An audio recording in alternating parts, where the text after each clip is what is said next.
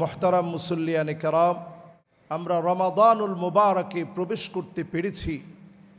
এজন্য আরেকটা বার কায়মানু বাক্যে পড়ছি কালিমাতুশ শুকর আলহামদুলিল্লাহ। এমন একটা মাস আমাদেরকে ছায়া দান করেছে, বাকি 11টা মাসের চেয়েতে এই মাসের দাম আল্লাহর কাছে এত বেশি। এই মাসের সমস্ত সময়টাকে আল্লাহ তাআলা এমনভাবে বন্টন করেছেন, রাত আর দিনে যখন আপনি আল্লাহর দিকে আসবেন, তাওবার নিয়ত করবেন, যিনি আমাকে আপনাকে মাফ করে দিবেন তিনি কে? মান হুরিমা খায়রাহা ফাকাদ হুরিম। রমজান পাওয়ার পরে মহিমান্বিত সম্মানিত রজনীগুলা পাওয়ার পরে, লাইলাতুল কদরের মতো রাত পাওয়ার পরে, রমজান জুড়ে রাতের তালাশ করার পরে, বেজর রাতগুলা শেষ দশকে তালাশ করে পুরো রমজান জুড়ে যত বেশি মালিকের আপন হতে পারবেন, যিনি আপনাকে ক্ষমা করে কবুল করবেন তিনি কে?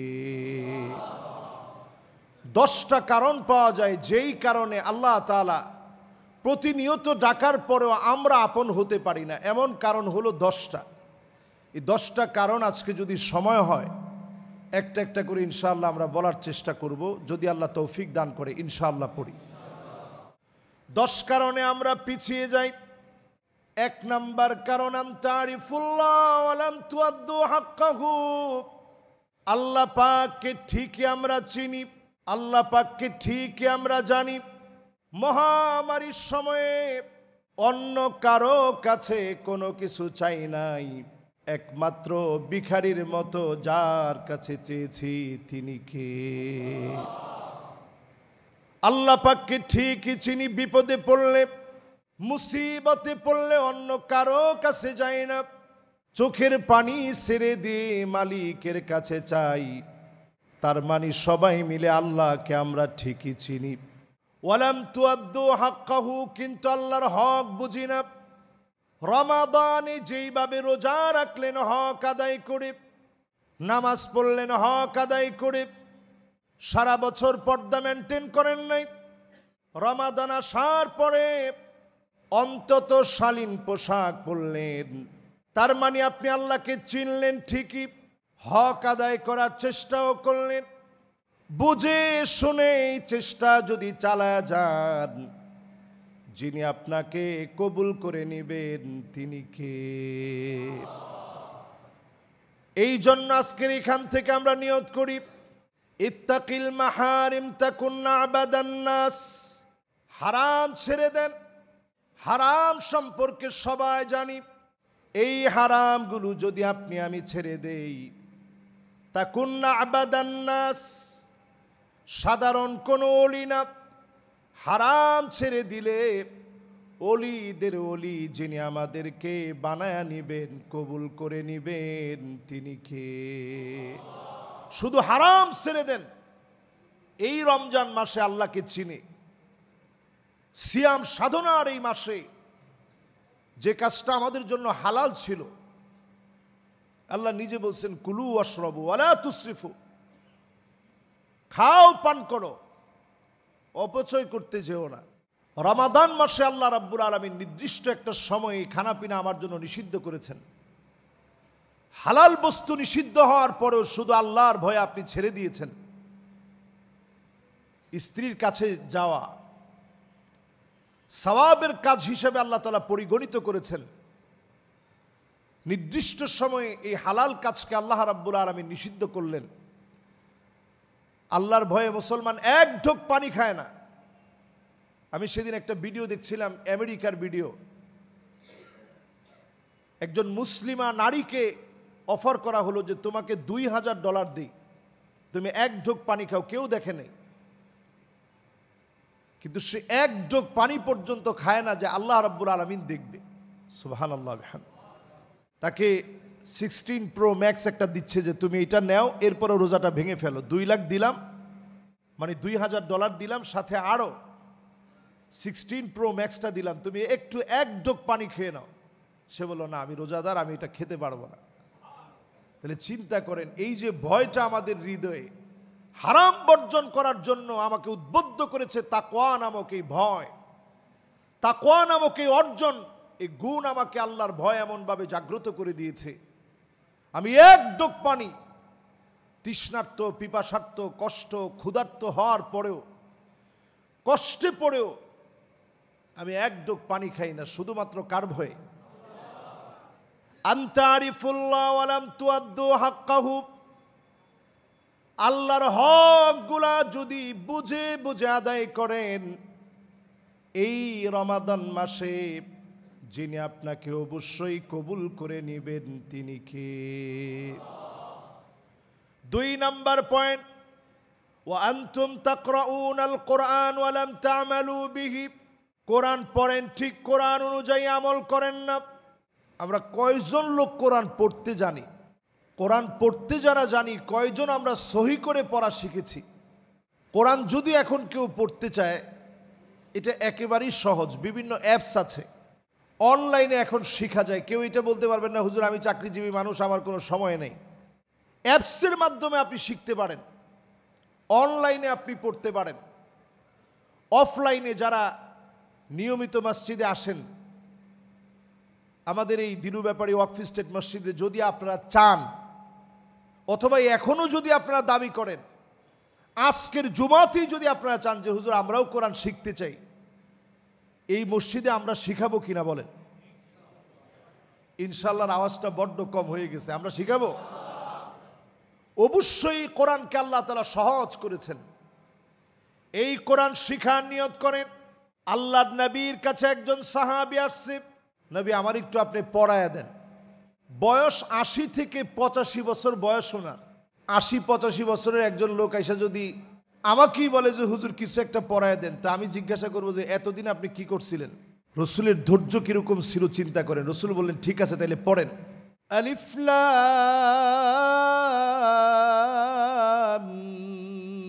মিম।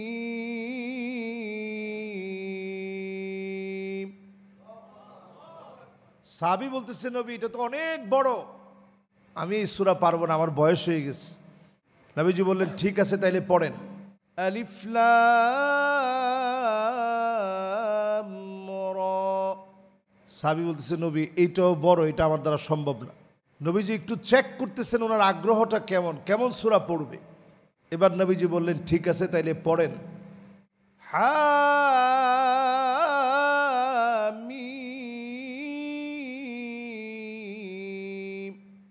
সাহাবী বলতেছে নবী এইটাও তো বড় লাগে, এইটাও আমি পারবো না। নবীজি বললেন ঠিক আছে তাইলে পড়েন। সাব্বিহিসমা রাব্বিকাল আ'লা আল্লাযী খালাকা ফাসাওয়া ওয়াল্লাযী কদ্দারা ফাহাদা। সাহাবী বলতেছেন নবী এইটাও আমার কাছে কঠিন লাগে, এইটাও আমি পারতেছি না। নবীজি বললেন ঠিক আছে তাইলে পড়ো। ইযা যুলজিলাতিল আরদু জিলজালাহা ওয়া আখরাজাতিল আরদু আথকালাহা ওয়া ক্বালাল ইনসানু মা লাহা। এতটুকুন যখন পড়তে দিছে, সাহাবী পুরা সূরাটা নবীজির সাথে পড়ছেন, পড়ে মুখস্থ করে বলতেছে লা আযীদু আলাইহা আবাদা। নবীজি একটা সূরা আমি নিয়ে গেলাম, এই একটা সূরার উপরে আমি আমল করব। জোরে কোন আল্লাহু আকবার। আল্লাহ নবী বললেন সাহাবীরা শোনো, জান্নাতি কোন লোক যদি তোমরা দেখতে চাও, এই লোকটার দিকে তাকাও। একটা সূরার উপরে লোকটা যদি আমল করে, একটা সূরার দ্বারা যিনি লোকটাকে জান্নাতি বানায় দিবেন তিনি কে?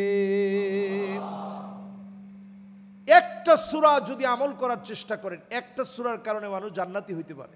একজন সাহাবীকে নবীজি ইমাম বানায় পাঠাইছেন। সাহাবী যেই কোনো নামাজের ভিতরে সূরা ইখলাসটা শেষে এসে সাহাবী সূরা ইখলাসটার সাথে মিলিয়ে পড়ে।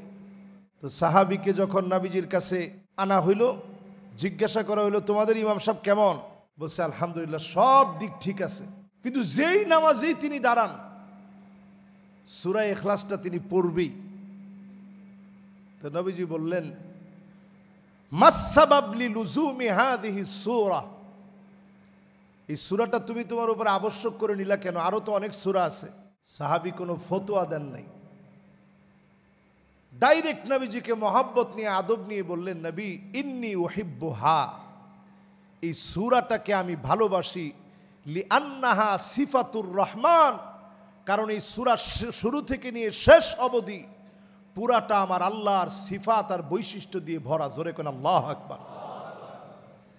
আল্লাহ পাক তৎক্ষণাৎ জানায় দিলেন, হুব্বুহু ইয়াহা আদখালাহুল জান্নাত, তার মনে নিরেটেই ভালোবাসা, একটা সূরাকে ভালোবাসা, কাল কিয়ামতের দিন মুসিবতের সময়ে আল্লাহর জান্নাতের ফয়সালা করায় দিবে একটা সূরার কারণে। যিনি জান্নাতি বানায় দিবেন তিনি কে? একটা সূরার কারণে আপনার দাম আল্লাহর কাছে কত বেড়ে যেতে পারে। এই রমজান আসছে, আমরা সবাই কোরআনে কারীম খতম করি, খতম তো করবেনই, নিঃসন্দেহে কোরআনে কারীম শুরু থেকে নিয়ে শেষ পর্যন্ত তেলাওয়াত করবেন, খতম করবেন। কোরআনুল কারীম খতম করার মধ্য দিয়ে সিদ্ধান্ত নেন, এ কোরআন আল্লাহ রাব্বুল আলামিন দিয়েছে চুলের গোড়া থেকে শুরু করে পায়ের তালু অবধি পরিবর্তন করার জন্যে, মানব জীবনের সব দিকের পরিবর্তনের জন্য কোরআন এসেছে। শুধুমাত্র পড়লেন, মানলেন না, এই কাজ যেন না হয়। কোরআন যেন আল্লাহ মানার তৌফিক দান করেন, পড়ে না আমিন। 3 নাম্বার, আল্লাহর আপন হওয়ার জন্য, ওয়া আনতুম তুহিব্বুনা নাবিয়াকুম ওয়া তারাকতুম সুন্নাতাহু, নবীজির ঠিকই আমরা মহব্বত করি, নবীজির মহব্বত আমাদের হৃদয়ে আছে না নাই? এই যে কিছুদিন আগে কিছু পাগল শাতিমে রাসূল নবীজিকে গালি দিয়েছে, আমরা দেখেছি সারা বাংলাদেশের ভিতরে প্রতিবাদ উঠেছে। কোন শাতিমে রাসূলের কোন সার হতে পারে না। আল্লাহর নবী যেমন আল্লাহর হক নিয়ে কোনো সার দেন নাই, কোন শাতিমে রাসূল নবীজিকে যারা গালি দিবে এদের শাস্তি মৃত্যুদণ্ড, আইনানুগভাবে এদেরকে মৃত্যুদণ্ড দিতে হবে, ঠিক কিনা বলেন? শাতিমে রাসূলের কোনো সার হতে পারে না। নবীজি নিজের হকের ব্যাপারে সার দিছেন, নিজের হকের ব্যাপারে সার দিছেন। নিজের শরীর রক্তাক্ত হয়েছে তায়েফের প্রান্তে, নবীজি কিছু মনে করেন নাই। ফেরেশতা বলেছে নবী বদদুয়া করেন, আল্লাহ নবী পরিষ্কার জানায়া দিলেন, ইন্নী লানুবাত লাআন, বদদুয়া দেওয়ার জন্য আমি আসি নাই। নবীজি আমার বদদুয়া করেন নাই, নিজের হকের ব্যাপারে ছাড় দিয়েছেন। উহুদের প্রান্তে মাথার ভিতরে হেলমেট গেঁথে গিয়েছে আল্লাহর নবী, বিশ্ব নবী আমার, তিনি বদদুয়া দেন নাই। খন্দকের প্রান্তে নামাজ ছুটে গেছে কাফেরদের কারণে, এক মুহূর্ত নবী আর দেরি করেন নাই। আল্লাহুম্মা ইমলা বুতুনা হাউলাইল কাফার বিন্নার, এই কাফেরদের পেটগুলাকে আগুন দিয়ে ভরে দেন। আল্লাহুম্মা ইমলা কুবুর বিন্নার, কাফেরদের কবরগুলাকে আগুন দিয়ে ভরে দেন। আল্লাহ পাক প্রশ্ন করলেন, নবী তায়েফের প্রান্তে রক্ত ঝরল, আপনি বদদুয়া করেন নাই? উহুদের প্রান্তে শরীর থেকে রক্ত ঝরল, বদদুয়া করেন নাই? আজকে কেন বদদুয়া করলেন? নবী জানায় দিলেন, আমি নামাজ পড়তে পারি নাই তাদের কারণে। আসরের নামাজ ছুটে গেছে, নবীজি সহ্য করতে পারে নাই, বদদুয়া করেছে। আল্লাহ পাক এই জন্য নবীজিকে যারা গালি দিবে, আল্লাহ নবী তাদের ব্যাপারে এত কঠিন হয়েছে। শাতিমে রাসূলদেরকে আল্লাহ রাব্বুল আলামিন প্রতিনিয়ত লানত দেন, ফেরেশতারা লানত দেয়, জমিনের সৃষ্টিকুল তাদেরকে লানত দেয়। যারা নবীজিকে গালি দিবে বাঁচার কোনো অধিকার তাদের থাকতে পারে না, ঠিক কিনা বলে? নবীজিরে ঠিকই আমরা মহব্বত করি, কিন্তু নবীজির সুন্নত আমরা মানি না। অধিকাংশ মুসলমানের অবস্থা এখন এমন, বিগত আমরা অমুসলিমদেরকে অনুসরণ করি। আমাদের পোশাক, আমাদের স্টাইল, আমাদের ফ্যাশন, কথাবার্তা বলার ধরন, সব কিছু অমুসলিমদেরকে আমরা পুরাপুরি এখন অনুসরণ করি। আমি তো মনে করছিলাম যে মানুষ মনে হয় দিনের দিকে খুব আগ্রহী হয়ে গেছে, অনেক ইয়ং জেনারেশন একেবারে সুন্দর দাড়ি রেখে ফেলছে। তা আমার মনটা খুবই আনন্দিত হচ্ছিল যে মাশাআল্লাহ, হুজুরদের কথা অন্তত একটু দেরিতে হলেও সবাই আমলে নিছে। পরে ইয়ং কয়েকজন এসে বলতেছে, না হুজুর, দাড়ি তো এই জন্য মূলত রাখা হয় নাই। কি জন্য রাখা হয়েছে? কয় যে হুজুর, তামিল মুভি দেখে ওই মুভির নায়ক যখন দাড়ি রাখা শুরু করছে, তখন থেকে ইয়ং জেনারেশন এখন তারাও দাড়ি আর মুছে একসাথে লাগায়া তারাও দাড়ি রাখা শুরু করে দিস। এই স্টাইল এখন সমাজের ভিতরে আছে না নাই? আপনি দাড়ি রাখেন না, একটা হারাম কাজ করতেছেন। কিন্তু যদি তামিল কোন মুভির নায়কের মতো করে দাড়ি রাখেন, আপনি শুধু হারাম কাজ করেন নাই, হারামের উপরে হারাম। ঠিক কিনা বলেন? দাড়ি রাখার হুকুম ওয়াজিব আলাল ইতলাক। সমস্ত মাযহাবের ফুকাহায়ে কেরামদের মত অনুসারে দাড়ি রাখার হুকুম ওয়াজিব। ওয়াজিব তরক করলে সওয়াব হয় না গুনাহ হয়? তা আমরা মুসলমানরা চিন্তা করেন, নবীজিরে মহাব্বত করি। ফ্রান্সে যদি আল্লাহর নবীর বিরুদ্ধে কোনো কথা হয়, সবচেয়ে বড় মিছিলটা দুনিয়ার কোনো দেশে না হইলেও কোন দেশে হয়? বাংলাদেশে হয়। আমি মাহফিল করতে গিয়েছিলাম ভোলায়, একটা ছেলের হাতের ভিতরে 18টা গুলি লাগা। তা আমি বললাম, তোমার কি কষ্ট হয় না? তো বলতেছে, হুজুর, যখনই আমার মনে হয় এই সব গুলিগুলো আল্লাহর নবীর মহাব্বতে, যখন আমি নবীজির বিরুদ্ধে যখন কোনো শাতেমে রাসূল নবীজিকে গালি দিয়েছে, ভোলার মধ্যে একবার নবীজিকে নিয়ে ব্যঙ্গ করেছিল, সেইটার প্রতিবাদে যখন আমি বের হয়েছি, আমি গুলি খেয়েছি, আমার কোনো আফসোস নাই। যখনই ব্যথা উঠে আমার মনে হয় এই গুলিগুলো আমি আমার রসুলের জন্য খেয়েছি। জোরে করে আল্লাহু আকবার। এই মহব্বত নিজের ভিতরে জাগ্রত করেন। আল্লাহর নবী তেমন কিছু নিয়ে যায় নাই, সব আমাদের জন্য দিয়ে গেছে। মুসালসাল জীবনের এমন অনেকগুলো মাস ছিল, একদিন চুলার ভিতরে আগুন জ্বললে অন্যদিন চুলার ভিতরে আগুন ছিল না। আল্লাহর নবী কষ্টগুলা করলেন, ক্ষুধার যন্ত্রণা সহ্য করলেন শুধুমাত্র আমার আপনার জন্যে, মহব্বতের উম্মত গুলার জন্যে। আল্লাহর নবী চাওয়া লাগতো না, শুধু যদি মনের ভিতরে আসতো, লা সারাল লুহুদু যাহাবা, একটা মুহূর্ত দেরি হতো না, মুখে বলাও লাগতো না। শুধু যদি নবীজির মন চাইতো, উহুদ পাহাড়টা যিনি স্বর্ণ বানায়া নবীজিকে হাদিয়া করে দিতেন, তিনি কে? সম্মানিত মুসল্লিয়ানে কেরাম, আজকে আমরা দামি একটা পোশাক পরে বসছি। কত সুন্দর একটা পোশাক পরে আমি এখানে বসছি খুতবা দেওয়ার জন্যে। আপনারা সবচেয়ে সুন্দর সুন্দর জামাগুলা পরে আসছেন জুমার নামাজ পড়বেন, অথচ সাহাবায়ে কেরাম দুনিয়া থেকে চলে গেছে, একটা টুকরা কাপড় নিতে পারে নাই। ঘাস পর্যন্ত পায়ের ভিতরে দিয়ে দেওয়া হয়েছে, এক টুকরা কাপড় পর্যন্ত নিতে পারে নাই। প্রায় দিন সাহাবীরা রোজা রেখেছে, একটা খেজুর খেয়ে, 3টা খেজুর খেয়ে, সামান্য 1 গ্লাস দুধ খেয়ে রোজা রেখেছেন। সারা দিন মসজিদে কাটায় দিতেন। প্রশ্ন করা হতো, এত পরিমাণ কষ্ট কেন আপনারা করছেন? জবাব দিতেন, নুতাহিরু সিয়ামানা, আমরা আমাদের রোজাগুলাকে পবিত্র বানাচ্ছি। রোজাগুলাকে যারা পবিত্র বানাচ্ছেন, আল্লাহ রাব্বুল আলামিনের কাছে প্রতিনিয়ত ধর্ণা দেন। অনেক বেশি খাবার খাওয়ার নাম সাহারি না।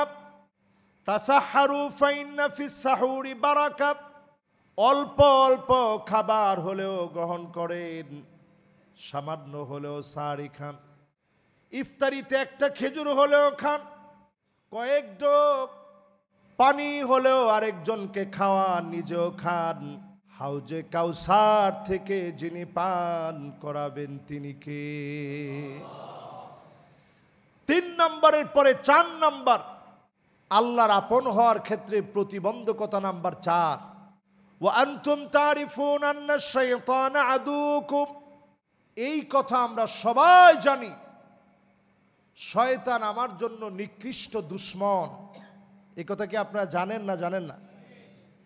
আজকের এই জুমায় এসে জানছেন না আগে থেকেই জানেন?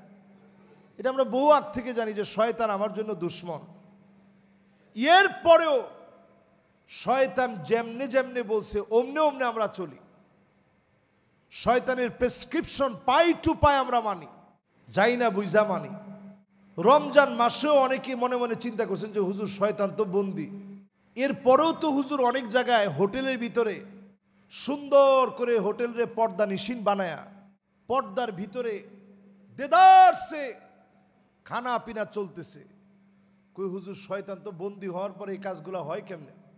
আপনি সামান্য এই ফ্যানের দিকে তাকায় দেখেন, এই ফ্যানটা যদি এখন সুইচ বন্ধ করেন, তৎক্ষণাৎ এই সুইচটা বন্ধ করার পরই ফ্যানটা বন্ধ হয় না, আরো অনেকগুলো চক্কর দেয়, দিতে দিতে দিতে দিতে গিয়ে আসতে থামে। এই জন্য আমরা গত জুমাতেও বলছি এখনই নিজের শুধরায় নেন। রমজানের বাকি যেই সময়গুলো আছে সেই সময়ের কল্যাণ লাভের জন্য এখনই নিজেকে পুত পবিত্র বানান। শয়তানরে দুশমন মনে করেন, চোখের হেফাজত করেন, জবানের হেফাজত করেন, কানের হেফাজত করেন, প্রতিনিয়ত মুনাজাতে আল্লাহর কাছে কান্নাকাটি করেন, চোখের পানিগুলো ছেড়ে দিয়ে দিয়ে কাঁদেন। নবীজি রমজান আসলে এত পরিমাণ কাঁদতেন, আম্মা জান বলেন প্রায় সময় রমজানের কান্না এমন হতো আজিজুন কাজিজিল মিরজাল, গরম পানি পাতিলের ভিতরে রেখে চুলার উপরে দিলে টকবক টকবক করে যেমন করে ফুটে, আমার নবীর ভিতর থেকে কান্নার আওয়াজগুলা টকবক করে ফুটে ফুটে বের হতো। নবীজি আমার আপনার জন্য কাঁদতেন, প্রতিনিয়ত ফরিয়াদ করতেন। আপনিও যদি আল্লাহর কাছে কাঁদতে পারেন, আইনানে লা তামাসসুহুমান নার, দুইটা চোখের জন্য জাহান্নামের আগুন হারাম হয়ে যাবে। আপনি যদি মালিকের কাছে কাদার মতো কাঁদতে পারেন, চোখের জন্য জাহান্নামের আগুন যিনি হারাম বানায়া দিবেন তিনি কে? এই গেল 4 নাম্বার। 4 নাম্বারের পরে এবার আসেন 5 নাম্বারে, আল্লাহর সাথে বন্ধুত্বের প্রতিবন্ধকতা নাম্বার 5। ওয়া আনতুম তুহিব্বুনাল জান্নাহ ওয়া লাম তা'মালু বিহি, জান্নাত আমরা সবাই চাই। এখানে যদি আমি একজন একজন করে প্রশ্ন করি, কে জান্নাত চান না, কে চান না, এরকম একজন হাত তুলেন তো দেখি। মাশাআল্লাহ, একজন মুসল্লিও এমন নাই যে ঘুমের 3 নাম্বার প্রকারে আছে, হঠাৎ করে শুই না লাভ দিয়ে হাত তুলে ফেলছে। এরকম একজন মুসল্লিও পাই নাই। এরকম একজন যদি পেতাম অন্তত ভাবতাম যে এই লোকটা মনোযোগ নাই এখন। তাহলে জান্নাত চান না এরকম একটা লোক আছেন? আমাদের দেশে কিছু ভণ্ড এরকম আছে, যেই ভণ্ড বলে জান্নাতের দরকার আমার নাই। সবাই যদি জান্নাত চায় তো জাহান্নাম চাবে কে? এই জন্য উনি জাহান্নাম চায়। আপনারা কি এরকম জাহান্নাম চান নাকি? খবরদার, আপনি টের পান না জাহান্নাম কোন জায়গা। জাহান্নাম ওই জায়গার নাম, দুনিয়ার সবচেয়ে ধনী ব্যক্তিরা আল্লাহ ডেকে আনবেন এদিকে। যেমন বিল গেটস আছে পৃথিবীর সবচেয়ে ধনী মানুষ, এরপরে ফেসবুকের যে মালিক তার নাম কি? Mark Zuckerberg. তাকে ধরেন আল্লাহ ডেকে আনছে, যায় যদি ইমান না আনে আর কি। আর ইমান আনলে তো আল্লাহর কাছে প্রিয় হয়ে যেতে পারে, আমাদের চাইতে অনেক সেরা হয়ে যেতে পারে। তো দুনিয়ার সবচেয়ে সুখী ব্যক্তিকে আল্লাহ ডেকে আনবেন, আয় এবার একটু বল দুনিয়ায় তো সুখ কম করস নাই।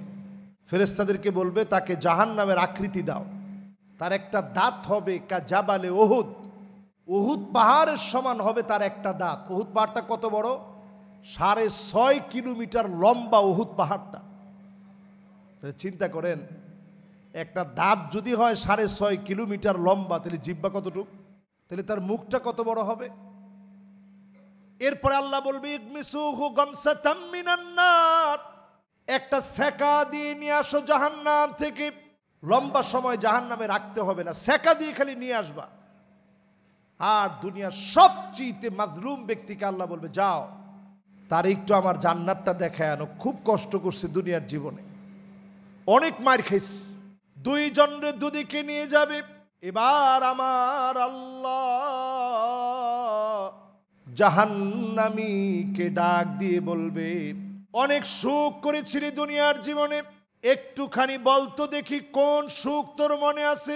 লোকটা কাঁদবে আর বলবে, মা আসাবানি কত নাঈম, কোন সুখ আমার মনে নাই, দুনিয়ার জীবনে কোনো দিন কোনো সুখ পাই নাই, এক মুহূর্ত জাহান্নাম দেখে সব ভুলে যাবে। এবার আল্লাহ সবচেয়ে মার খাওয়া ব্যক্তিকে বলবে, ইয়াহিয়া আলাইহিস সালামের কবর আমি জিয়ারত করেছি, মাথা এক জায়গায় দেহটা আরেক জায়গায় দাফন হয়েছে, নবীদেরকে মাথা কেটে নেওয়া হয়েছে, করাত দিয়ে মাঝখান থেকে চিড়ে ফেলা হয়েছে, জুলুমের পর জুলুম করা হয়েছে। আল্লাহ পাক যেদিন সে ডাকবে, সবচেয়ে মাজলুমকে ডেকে বলবে, জীবনে অনেক কষ্ট করেছিলা দিনের জন্যে, একটা কষ্টের কথা আমাকে একটু বলো। লোকটা সেদিন বলবে, মা সাবানি কত দূর নাওবালা, কোন বালা মুসিবত জীবনে কোনোদিন দেখি নাই, জীবনে কোনোদিন কোনো কষ্ট আমি পাই নাই, এক নজর জান্নাত দেখে সব কষ্টগুলা ভুলে যাবে, এক নজর জাহান্নাম দেখে সবচেয়ে সুখী ব্যক্তি ঈমান যে আনে নাই সব সুখের কথা ভুলে যাবে, একমাত্র যার সামনে দাঁড়ায়া হিসাব দেওয়া লাগবে তিনি কে। এরপরে প্রিয় ভাইরা আমার, কয় নাম্বার পর্যন্ত হয়েছে?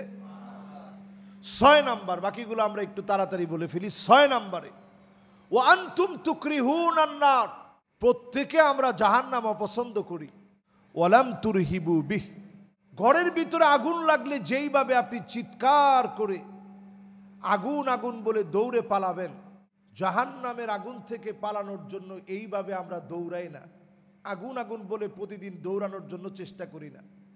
প্রত্যেক দিন অন্তত 3 বার আল্লাহর কাছে বলেন, আল্লাহুম্মা আজরিনি মিনান নার, আল্লাহ জাহান্নামের আগুন থেকে আল্লাহ আপনি বাঁচায় দেন। রাজি আছেন ইনশাআল্লাহ? 7 নম্বরে, ওয়া আনতুম তাশতাগিলুনা বিউয়ুবিন নাস, শুধু মানুষের দোষ ত্রুটি নিয়ে থাকেন, ওয়া তারাকতুম আনফুসাকুম, নিজের দোষগুলো আমরা ভুলে যাই, শুধু মানুষের দোষ নিয়ে থাকি। এরকম মানুষ কি আমাদের সমাজে কম না বেশি? চায়ের দোকান নামক পার্লামেন্টে গিয়ে বসলে আপনি দেখবেন খালি মানুষের দোষ, আহারে অমুকের এই হয়েছে, হায় রে অমুকের এই অবস্থা, সারাদিন আপনি মানুষের দোষ নিয়ে থাকেন।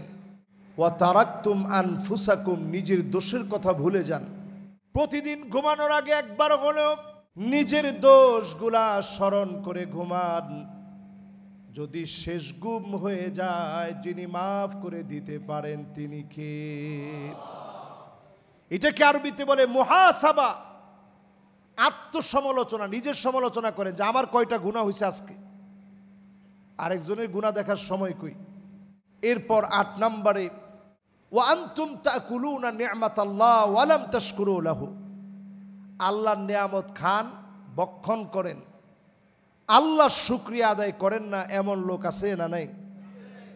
বাঁ হাতে খানার স্টাইল অনেকের মধ্যে আছে, বাঁ হাতে চা না খাইলে ভাবই হয় না। যারা ব্যবসায়ের জন্য বাঁ হাতে খান, একটু চিন্তা করেন কত লোকেরা আল্লাহ নল দিয়ে খাওয়াইতেছে। আপনার ব্যবসা মুহূর্তের ভিতরে কেড়ে নিতে আল্লাহ সময় লাগবে? ডান হাতে খান, বিসমিল্লাহ বলে খান। খানার পরে যদি পারেন একটা দোয়া মুখস্থ করে নেন, আলহামদুলিল্লাহিল্লাযী আত'আমানি হাযা আত-তা'আম ওয়া রাযাকানিহি মিন গায়রি হাওলিন মিন্নি ওয়ালা কুওয়াহ। এই ছোট্ট দোয়াটা মুখস্থ করে নেন। যদি মুখস্থ করে নিতে পারেন সওয়াব কেমন? আল্লাহ পাক ফেরেশতাদেরকে ডেকে বলবে, দেখছো আমার গোলাম রান্নাবাড়া করছে, বাজার করছে, কষ্ট করছে, সব করছে, প্রশংসা করলো আমি আল্লাহর, আমি নাকি তারে খাওয়াইছি, যাও তোমরা সাক্ষী থাকো, তার গুনাহ আমি মাফ করে দিলাম। সুবহানাল্লাহ। এজন্য খাওয়ার সময় আল্লাহর নাম নিয়ে শুরু করেন, বিসমিল্লাহ বলে খান, আলহামদুলিল্লাহ বলে শেষ করেন। 9 আর 10, ওয়া আনতুম তারিফুন আন্নাল মাউতা হাক্কুন। এই কথা আমরা সবাই জানি, মৃত্যু নিশ্চিত সত্য, মহাসত্য, চিরসত্য, ধ্রুব সত্য। এর চাইতে বড় সত্য আর হতে পারে না। এরপরও আমরা মৃত্যুর প্রস্তুতি নেই না। এরপরে 10 নম্বরে, ওয়া আনতুম তাদফানু মাউতাকুম। মৃতদেরকে আমরা দাফন কাফন করি, ওইখান থেকে এসে আল্লাহর কথা ভুলে যাই। এই যে দাফন কাফন করলেন, একটাবার তাকায় চিন্তা করেন, আজকে এই লোকের জানাজার নামাজ হলো, জীবনে আর কোনো দিন চাইলেও নামাজ পড়তে পারবে না। সল্লু কবলান তুসাল্লা আলাইক। নামাজ পড়ো, একদিন আপনার উপরে নামাজ দাঁড়ায় যাবে, তার আগেই নামাজ পড়ে নেন। আপনি যদি নামাজ দাঁড়ানোর আগে জুমার নামাজ ইমাম সাহেব সামনে দাঁড়ালেন, 5 ওয়াক্ত নামাজে ইমাম সাহেব সামনে দাঁড়ালেন, ঈদের নামাজ বলেন, সব নামাজ বলেন, ইমাম সাহেব সামনে দাঁড়ালেন, একদিন নামাজ দাঁড়ায় যাবে, আর কোনো দিনের জন্য সামনে দাঁড়াবে না। আপনারে সামনে দাঁড় করায় দিবে, ইমাম সাহেব পিছনে দাঁড়াবেন। যেই দিন সামনে আপনাকে শোয়া দিবে, চাইলেও আর নামাজ পড়তে পারবেন না। মরণ থেকে পালাও তুমি, মরণ তোমায় লইবে ঘিরি। যদিও সুদূর আকাশ পানে লোকাও হেথায় লাগে সেড়ি। এ মহারোগের ঔষধ নাই, চিকিৎসা নাই ধরাতে। কাদিয়া কাতর হইলে কি হবে, পারিবে না তারে ফিরাতে। মৃত্যু আসার আগে জীবনটা একটু প্রস্তুত করেন আল্লাহর জন্য। প্রতিনিয়ত দাফন কাফনের পরে অন্তত চিন্তা করেন, এমনি সওয়াব দেয় না দাফন কাফনে গেলে। 2টা উহুদ পাহাড়ের সমান সওয়াব পাবেন যদি আপনি কবরে শোয়ায় দিয়ে চলে আসেন, জানাজার নামাজ পড়ছেন, কবর পর্যন্ত গেছেন, ফালাহু কিরাত, শুধু আপনি 1 কেরাত পরিমাণ সওয়াব পাবেন যদি জানাজার নামাজ পড়েন। এরপরে যদি আপনি জানাজার নামাজের পরে আপনি যদি একেবারে তার সঙ্গে সঙ্গে যেতে পারেন, দাফন কাফন পর্যন্ত করায় দিতে পারেন, কিরাতান, 2টা উহুদ পাহাড়ের সমান, মাসালুল জাবালাইনিল আযীমাইন, 2টা বড় বড় পাহাড় সম পরিমাণ সওয়াব আল্লাহ রাব্বুল আলামিন বান্দার আমলনামায় দান করে দিবে। সুবহানাল্লাহ। আল্লাহ পাকের কাছে এই মোবারক জুমআতে যারা আপনারা আসছেন, সকলের সুস্বাস্থ্য কামনা করছি। সিয়াম সাধনার বরকতপূর্ণ এই সময়ে আল্লাহ যেন আমাদের সিয়াম, আমাদের কিয়াম, আমাদের সাধনাকে আল্লাহ যেন কবুল মঞ্জুর করেন। সকলে পড়েন আমিন। যতগুলো কথা বললাম, বিমাশিয়াতিল্লাহি তাআলা ওয়া বিফadliহি ওয়া বিতৌফিকিহি, আল্লাহ তাআলা আমাদের কথাগুলোকে আমল করার তৌফিক দান করুক। পড়েন আমিন।